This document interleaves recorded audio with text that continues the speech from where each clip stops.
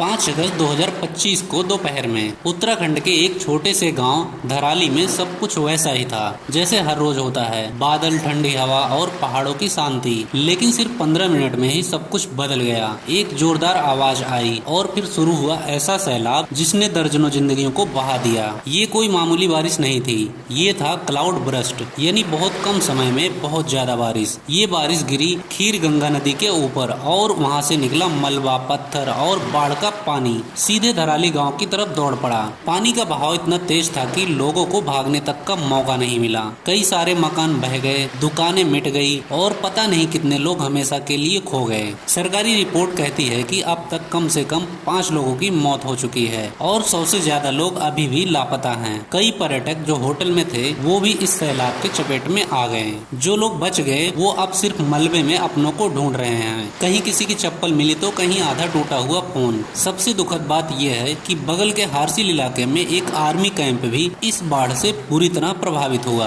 11 Indian army के जवान लापता हो गए। उनमें से सिर्फ 2 अब तक मिल पाए हैं। बाकी 9 जवानों का अब तक कुछ पता नहीं चला। हर साल हिमालयी इलाके में ऐसी तबाही होती ही रहती है, कभी बर्फबारी, कभी भूस्खलन, कभी बादल का फटना। लेकिन असली सवाल ये है, हम क्या सीख रहे हैं? बिना योजना के बनाए गए पुल, होटल और सड़कें कहीं हम खुद अपने लिए तो खतरा नहीं बना रहे हैं? धराली की चीखें सिर्फ एक गांव की नहीं थी, वो एक चेतावनी थी हम सबके लिए। अगर आप ये वीडियो देख रहे हैं तो बस एक दुआ कीजिए उन लोगों के लिए जो अब भी उन मलबों के नीचे हैं।